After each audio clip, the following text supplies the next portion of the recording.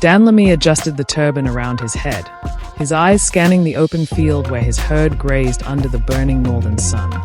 His reputation as a trusted cattle herder was well known, but those who truly knew him understood that trusting Danlami came at a cost. He had a way of twisting deals, pocketing more than his fair share and making sure that the owners of the cattle under his care never got exactly what they bargained for. That was why, when word reached him that Mallam Bako, one of his wealthiest clients, had fallen gravely ill, a wicked plan formed in his mind. Mallam Bako owned a strong growing herd under Danlami's care. If Bako died, no one would be able to claim the entire cattle from him. So, under the guise of a concerned friend, he prepared a special mixture, a poisonous concoction, tasteless yet lethal over time. As soon as he was done, he traveled to Mallam Bako's village. Arriving at the sick man's compound with feigned sympathy, Danlami greeted him. Mallam Bako, frail and weak, lay on a woven mat, his skin clammy, his breath slow. Danlami knelt beside him and pressed the small bottle into his trembling hands. "This will help you, Mallam," he said, his voice dripped with false concern. "Drink it before you sleep tonight. By morning, you will feel much stronger." Mallam Bako nodded weakly, desperate for relief. Danlami left with a smug smile. It was only a matter of time. Days passed and Danlami strode into the market and spotted a young boy, Mallam Bako's son, tending to some goods.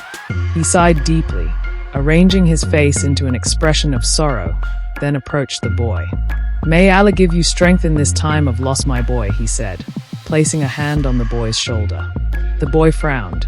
"Lus? What Lus? Your father. He has passed, hasn't he?" The boy's confusion deepened. "No, he hasn't. My father is alive and doing well." Danlami's heart pounded. He grabbed the boy's arm. "Are you sure?" he asked, trying to remain calm. "My father is home. If you don't believe me, go and see for yourself." The boy replied. Danlami didn't waste time. He mounted his horse and raced to Bako's home. He had to see this with his own eyes.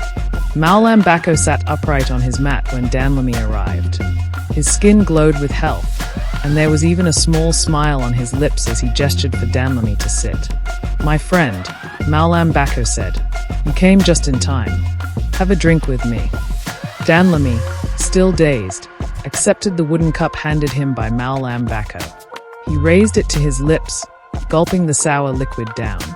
It burned slightly, but his mind was too clouded with disbelief to care. Mallam Bako watched him closely, his voice calm but laced with something dark.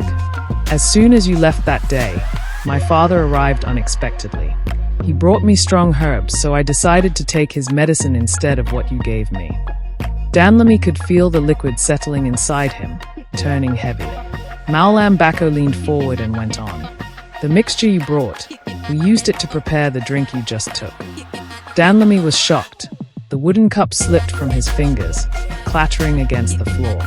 His vision began to blur as realization struck him like a spear through the chest. He had just swallowed his own poison.